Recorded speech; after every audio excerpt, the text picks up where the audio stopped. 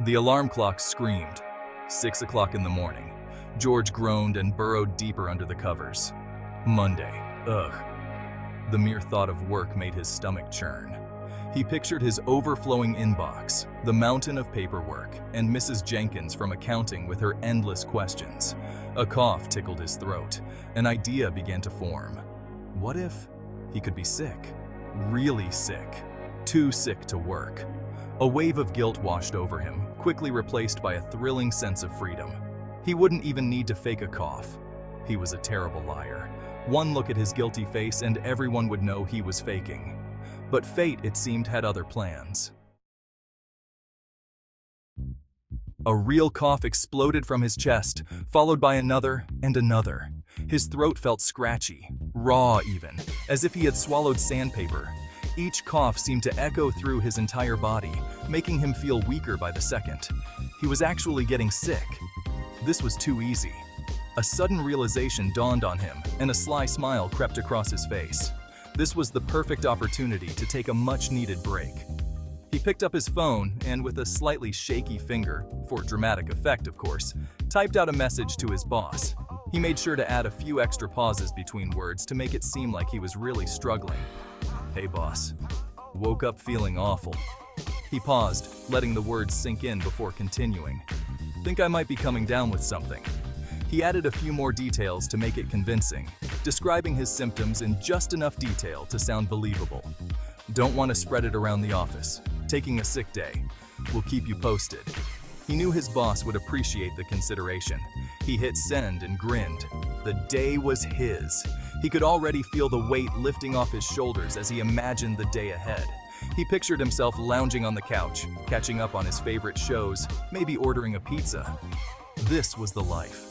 He could almost taste the cheesy goodness of his favorite pizza, and the thought made him smile even more. He snuggled back into his pillows, a wave of contentment washing over him. The soft, warm embrace of his bed felt like a sanctuary. This was going to be the best sick day ever. He closed his eyes, letting the anticipation of a carefree day fill his mind. No responsibilities, no stress, just pure relaxation. The first few hours passed in a blur of blissful relaxation. George watched TV, took a long, hot bath, and even managed to squeeze in a nap. But as the morning wore on, a nagging feeling began to creep in. His phone was unusually quiet, no work emails, no calls from colleagues needing urgent updates. He tried to ignore the feeling, but it persisted. He scrolled through social media, but even the endless stream of cat videos couldn't distract him for long. Boredom, that unwelcome visitor, had arrived. He hadn't realized how much he actually enjoyed the hustle and bustle of work, or maybe he just missed complaining about it. The afternoon dragged by. He tried reading a book, but his mind kept wandering back to work. What if something important was happening? What if his boss needed him? The pizza, which had seemed like such a good idea at the time, sat heavy in his stomach. He paced his apartment, restless and anxious. He checked his phone again, hoping for a message, any message, from work. But there was nothing. The silence was deafening. He felt a sneeze coming on. He sneezed loudly, then waited, half hoping for someone to rush in with a glass of orange juice and a sympathetic pat on the head. But there was no one. He was alone, and the reality of his situation was starting to sink in. Just as he was about to lose his mind to boredom and worry, his phone rang. His heart leaped into his throat. It was his boss. He took a deep breath and answered. Hey, George. His boss's voice was cheerful. How are you feeling? Much better, actually, George stammered. I think it was just a 24-hour thing. That's great to hear, his boss said, his tone turning businesslike. Listen, a few of us are heading out for drinks after work. We're celebrating Sarah's promotion. You'll be there, right? George froze. He had trapped himself. He couldn't exactly say he was too sick to celebrate with colleagues when he had just claimed to be feeling much better. With a sinking feeling, he realized he had no choice but to go. He spent the next hour trying to salvage the situation. He showered, changed into his least wrinkled shirt, and even attempted to tame his unruly hair. But no amount of grooming could erase the feeling of dread that had settled in the pit of his stomach. He looked in the mirror. What have you gotten yourself into, George? he muttered to his reflection. He knew this little white lie was about to backfire spectacularly. Section 7. The weight of the lie. The bar was crowded and noisy. George spotted his colleagues huddled in a booth, laughing and clinking glasses. He plastered a fake smile on his face and made his way through the throng, each step heavier than the last. He could feel their eyes on him as he approached. He imagined them whispering behind their hands. "Look, it's George, the miracle man, recovered from his deadly illness in record time." His boss clapped him on the back. "Glad you could make it, George," he boomed. "We were all worried about you." George forced a laugh. He felt like a fraud. The guilt, which had been a mere whisper before, was now a roaring monster threatening to consume him. Section 8. Repercussions and regrets. The evening went from bad to worse. The storm outside mirrored the turmoil within him, each clap of thunder echoing the chaos in his mind. Every cough, every sniffle, was met with raised eyebrows and knowing glances. It was as if his colleagues could see right through his facade, their eyes piercing through the thin veil of his deception. He tried to explain himself, but the words caught in his throat. His voice faltered, betraying his inner turmoil. The more he tried to justify his actions, the more entangled he became in his own web of lies.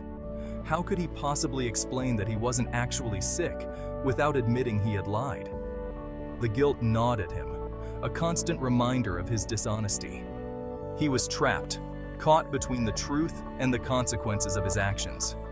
He spent the rest of the evening feeling like he was on trial, judged and found guilty by his own colleagues. Every glance, every whisper felt like a verdict being passed. The isolation was suffocating, the weight of their judgment pressing down on him. The joy he had felt that morning, the anticipation of a day of freedom, seemed like a distant memory. He had traded a moment of pleasure for a lifetime of regret. The carefree moments of the past now felt tainted, overshadowed by his deceit. He realized then that the true cost of his lie wasn't the awkward evening or the suspicious glances, but the erosion of trust. Trust, once broken, is hard to rebuild. It was a hard lesson, one that he would carry with him for a long time. He had broken the bond of trust with his colleagues, and that realization stung more than he could have ever imagined.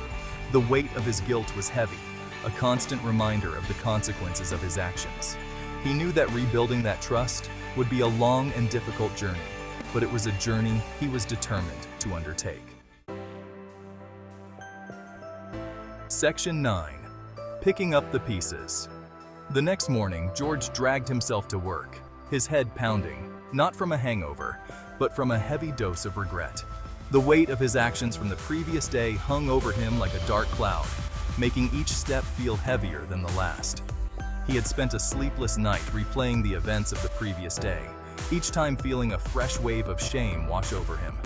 The mistakes he made, the lies he told, and the trust he broke haunted him, making it impossible to find any peace.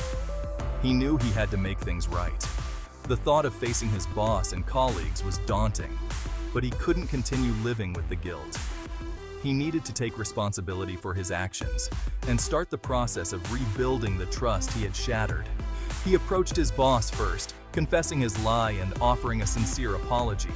His heart raced as he spoke, fearing the worst, but knowing that honesty was the only way forward. To his surprise, his boss was more understanding than he expected. Instead of anger, he saw empathy in his boss's eyes, a glimmer of hope that perhaps all was not lost. He appreciated George's honesty and advised him to use the experience as a learning opportunity. He encouraged George to reflect on his actions and grow from them, turning this mistake into a stepping stone for personal and professional development. Emboldened by his boss's reaction, George then approached his colleagues one by one, apologizing for his behavior and promising to be more truthful in the future. Each apology was heartfelt, and he made sure to look each person in the eye, conveying his sincerity. They were hesitant at first, but eventually they warmed up to him. The initial skepticism gave way to understanding, and soon, the office was filled with the sounds of laughter and camaraderie once more. George felt a sense of relief wash over him, knowing that while the road to redemption was long, he had taken the first crucial steps. Section 10, A Lesson Learned, the Hard Way. It took time, but George was able to rebuild the trust he had broken. He learned a valuable lesson that day, a lesson far more important than any spreadsheet or sales report could ever teach him. Honesty, truly, is the best policy. He realized that the fleeting pleasure of a lie paled in comparison to the long-term consequences.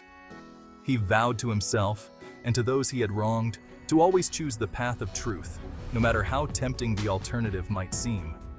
And so, George, the accidental liar, became George, the champion of honesty, a title he wore with far more pride than he had ever imagined. Just when George thought he had left his past mistakes behind, a new challenge emerged. His son and wife stumbled upon the truth about that fateful day when he skipped work. The atmosphere in the house grew tense, each family member grappling with their emotions.